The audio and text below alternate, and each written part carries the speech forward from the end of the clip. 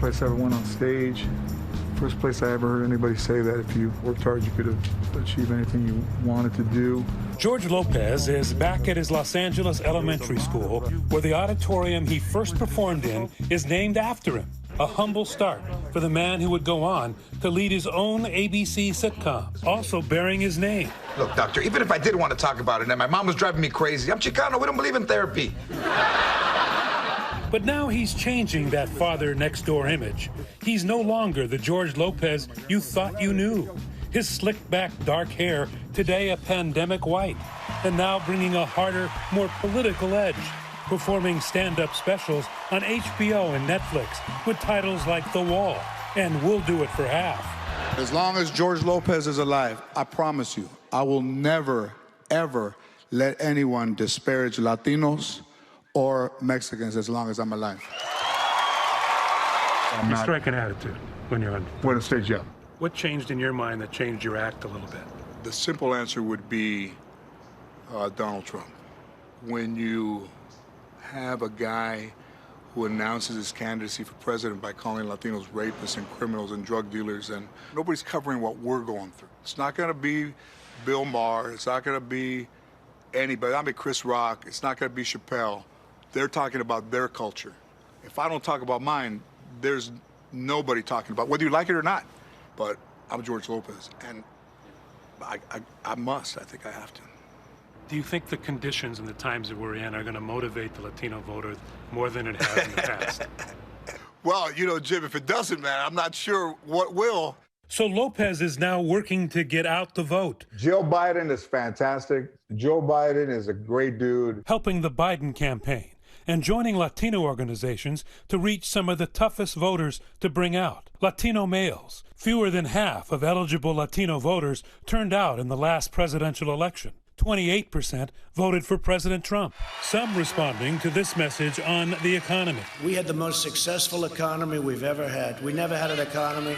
African American, Hispanic American, Asian American, women. Latinos that are voting are listening at least to voting for Trump. Why is that? You're going to get Latinos that are going to be Trumpers because of their self-loathing of their own community and of not being reminded of where they come from. The minute you start to have a good life, you don't want to be reminded of that life. In Florida, the Latino electorate is dominated by the Cuban refugee population, who listened to Donald Trump's unsubstantiated claims that Joe Biden and Kamala Harris are socialists. These people are crazy. It's now the party of socialists, Marxists, and left-wing extremists. I'm voting for Donald Trump because I believe he's the best for America. I believe socialists and communists is the sin. For me, I'm from Cuba 42 years ago. 20% of the voting population in Florida is Latino. Marisa Franco's organization, called Mi Gente, or My People in English, is part of a campaign there called Fuera Trump, or Get Trump Out. So here in Florida, you have people from all over, and that really contours how people view issues. As you can see, it's been really effective, this idea that the Democrats are socialists. That's been a really dividing issue here. In Texas, another hugely important state, some voters agree their community is not monolithic. I have friends that are Republican and they're Mexican, and we have the same conversation. They're voting for who they vote for, or they're Democratic, right? And they vote for who they vote for. So I think that's the other misconception. We don't all vote the same, and that's what's magical about it. There are an estimated 32 million eligible Latino voters in the United States, and early voting numbers predict a record showing. Veronica Torres of Hey Chica focuses on Latinas. We invite women to be a part of something that's bigger than just the vote. Gracias. It's about the sisterhood that's standing behind their position to stand up and have their voice be heard. Hey Chica! Talk to me a little bit about the priorities in the Latino community. The Latino community is reflective of the priorities of the nation.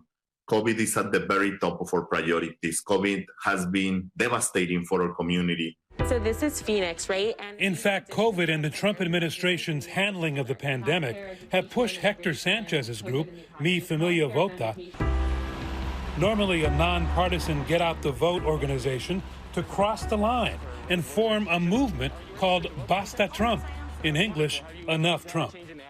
We know that this nightmare has to end, and it's going to end if we come out in historical numbers. Right now, in the early voting, we have seen 3 million Latino voters already voting in comparison to 1.4 million Latinos in 2016 at the same time.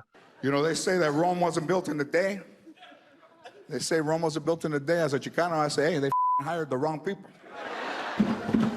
Another focus in the Latino voting public, a work ethic that is a matter of pride. A pride that too often leads to poor medical care.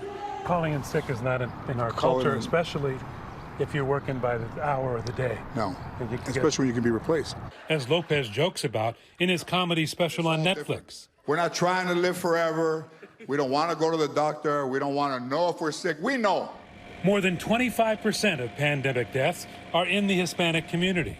Why is it, do you think, that Hispanics are getting it more than the other people? Well, I think they work in closer quarters than anybody. They work more, they're more condensed. They're there, and there's not a 6 feet distance. I don't think so. There were toilet paper shortages at the supermarket, but the field workers never stopped, and strawberries, lettuce, and tomatoes kept coming to the grocery stores. Labor icon Dolores Huerta, who stood beside Cesar Chavez organizing farm workers' unions, now is focused on getting out the Latino vote to protect the vulnerable.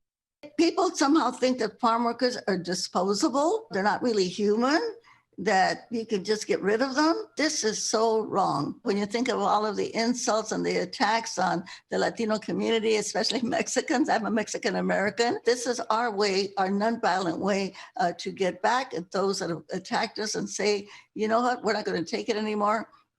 With my vote, this is my power. My vote matters for the people who are in the fields or cleaning the hotels or getting up at 3 o'clock in the morning going to work and working 2 jobs.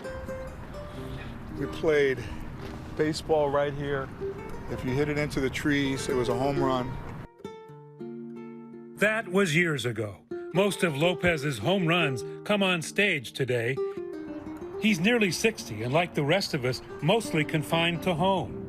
His foundation working to raise money for kidney transplants. He had his 15 years ago, urging Latinos to prioritize their health. I just want people to take better care of themselves. That just don't take your health for granted, and don't take any day for granted, and don't take the science for granted. And a determination during this life-changing election to stand up for his people. Because as he says, he's George Lopez. Thank you. I love my community. I love Latino people all over the world. For Nightline, I'm Jim Avila in Los Angeles. Hi, everyone. George Stephanopoulos here. Thanks for checking out the ABC News YouTube channel. If you'd like to get more videos, show highlights, and watch live event coverage, click on the right over here to subscribe to our channel. And don't forget to download the ABC News app for breaking news alerts. Thanks for watching.